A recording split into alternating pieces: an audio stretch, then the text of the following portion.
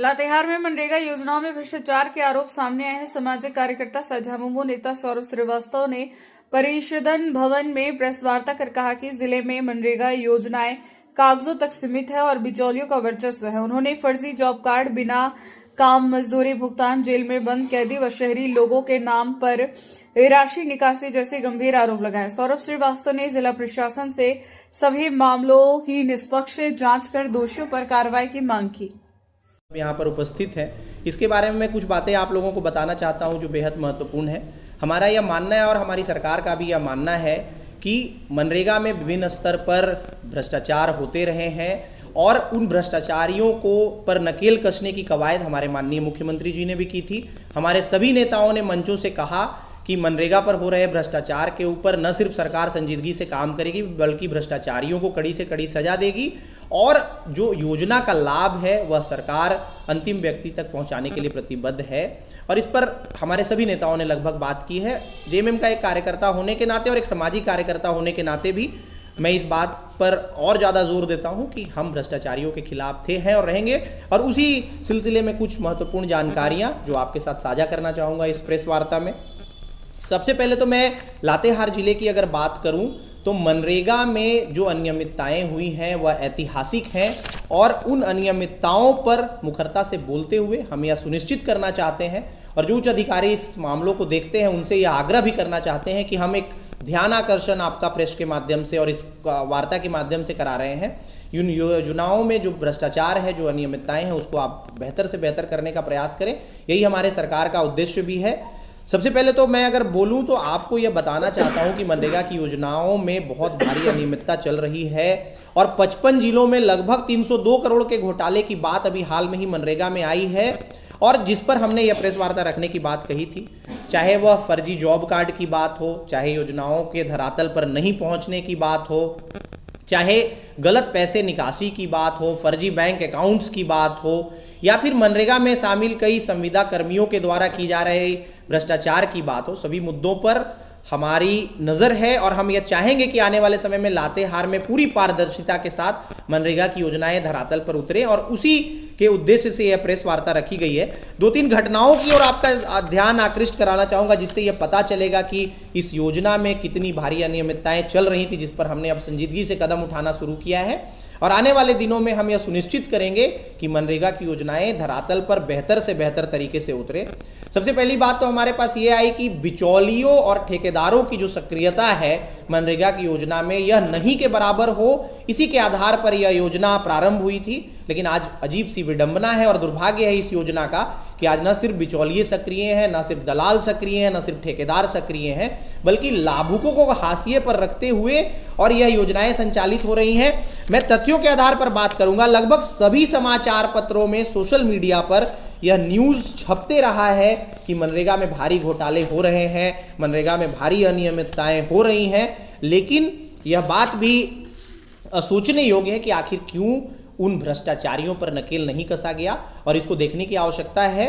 सबसे पहले अगर लातेहार की बात करें तो लातेहार में मनरेगा के भ्रष्टाचार पर अक्सर आवाज उठती रही। आप मीडिया के सशक्त लोग हैं, आपने अलग अलग माध्यमों से, अपने समाचार पत्रों के माध्यम से, अपने चैनलों के माध्यम से उठाया करती हैं कि अगर सुनेंगे तो आपके पांव तले जमीन खिसक जाएगी। जैसे अगर मैं बात करूं तो लातेहार के सीसी पंचायत में मोंगर के सोनू कुमार जी जेल में थे और अशोक सिंह जी उनके पिता थे और उनके नाम से जब वो जेल में रहते हैं तो पैसे की निकासी कर ली जाती है। दोषियों के बारे में आवाज उठाई जाती है, मीडिया में खबर प्रकाशित होती है, लेकिन उस पर कोई कार्रवाई नहीं होती है। जो व्यक्ति जेल में है वह मनरेगा की योजनाओं में काम कैसे कर रहा था और अगर काम कर रहा था तो उसके नाम से निकासी कैसे हो रही थी, यह चौंकाने वाली जानकारी है।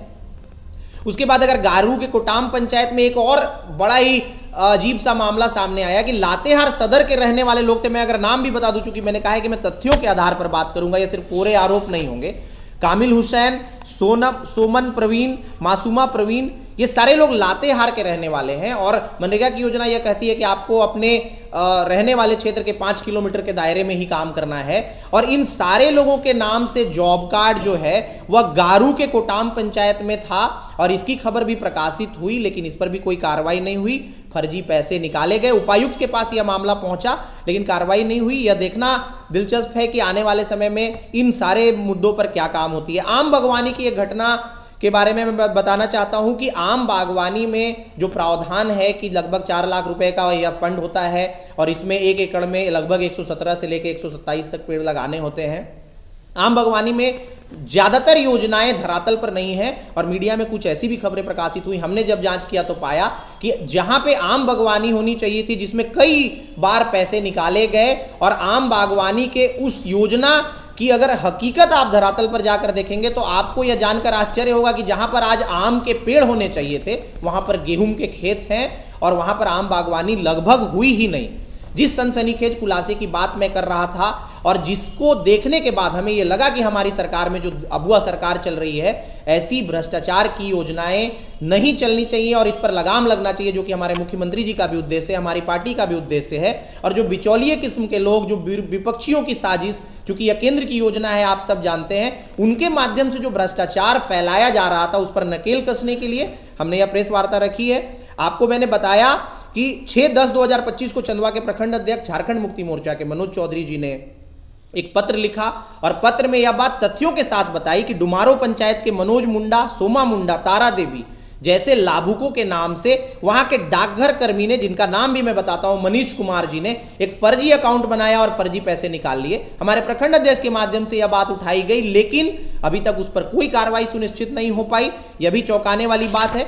इस तरह के तमाम तथ्य जो हमारे पास हैं, जिसकी तरफ हम अपने अधिकारियों का, जो मनरेगा की योजनाओं को देख रहे हैं, उनका ध्यान आकृष्ट करना चाहेंगे। साथ ही हम राज्य सरकार के लोग हैं और हमारे यहाँ हमारे राज्य में या गरीबों के लिए योजनाएं संचालित होती हैं। मैं जो सबसे बड़ी बात आपके ध्यान में लाना चाहता हूं कि केंद्र से इसका 90% पैसा अभी से पहले तक आता था। यह अलग बात है कि योजना में रद्दोबदल और नाम के परिवर्तन के बाद अब यह आंकड़ा बदल गया है, यह अनुपात बदल गया है। लेकिन जब 90% पैसा केंद्र के पास आता था तो आखिर आपके मन में भी यह प्रश्न होगा कि बिचौलिए क्यों सक्रिय हो जाते हैं। तो मैं आपको बताता हूं कि आज तक हमारे मुख्यमंत्री जी ने भी कहा, विशेष रूप से मुलाकात की और केंद्र के लोगों को यह बात बताई कि आप मनरेगा का जो पैसा बकाया है झारखंड सरकार का, वो नहीं देते हैं। और यहीं पर आता है बिचौलियों का रोल, बिचौलियों की भूमिका।